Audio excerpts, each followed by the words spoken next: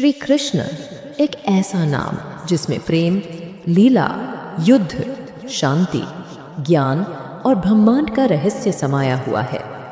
वे नंद के आनंद, यशोदा के लाल, गोकुल के कान्हा और राधा के मनमोहन हैं। जब जब अधर्म बढ़ा, धर्म की रक्षा के लिए वे पृथ्वी पर अवतरित हुए। कभी बाल गोपाल बनकर माखन चुराया, तो कभी अर्जुन के सारथी बनकर धर्म युद्ध का मार्गदर्शन किया। उनका बचपन चमत्कारों से भरा था। पूतना का वध, कालिया नाग का दमन, गोवर्धन पर्वत को अपनी अंगुली पर उठाना, ये सब उनके अवतार की लीलाएं थीं। उनका बांसुरी वादन आत्मा को स्पर्श करता था और राधा और गोपियों का कृष्ण में विलीन हो जाना भक्ति का चरम रूप था।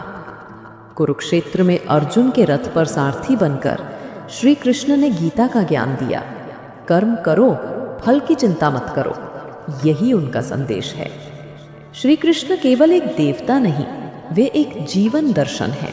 वे प्रेम में हैं, युद्ध में हैं, नीति में हैं, भक्ति में हैं। वे कूटनीतिज्ञ भी हैं और प्रेमी भी। रणभूमि में योद्धा हैं तो गोकुल में लीलाधर भी। वे समय के पार हैं क्योंकि उन्होंने ही समय को अपनी मुट्ठी में बांधा है। उनका जन्म कारागार में हुआ, लेकिन उनके जीवन का संदेश है मुक्ति। वे दूसरों के बंधनों को तोड़ने आए थे, भय, मोह, अज्ञान और अधर्म के बंधनों को। वे हमें सिखाते हैं कि जीवन में संतुलन कैसे रखा जाए, कैसे धर्म का पालन करते हुए भी प्रेम बना रहे और कैसे प्रेम में भी मर्यादा बनी रहे। वे मित्र बने तो सुदामा जैसे निर्धन को भी राजा बना दें और शत्रु बने तो अधर्म को समाप्त कर दें।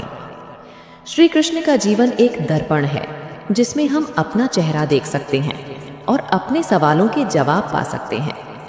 जब भी जीवन में अंधकार हो, श्री कृष्ण का गीता रूप हमें राह दिखाता है। वे कभी नहीं कहते कि जीवन सरल है, लेकिन वे ये सिखाते हैं कि हर परिस्थिति में कैसे अडिग रहा जाए। उनका मुस्कुराता चेहरा इस बात का प्रमाण है कि गहरे से गहरे संकट में भी शांति और संतुलन बनाए रखना संभव है। उनका ज्ञान हमें जीवन का अर्थ समझाता है। श्री कृष्ण केवल द्वापर युग की कथा नहीं, वे आज भी हर युग, हर हृदय, हर आत्मा में जीवित हैं। बस जरूरत है उन्हें पहचानने की, उनके संदेश को अपनाने की और उनकी लीला को अपने जीवन में जीने की। जय श्री कृष्ण।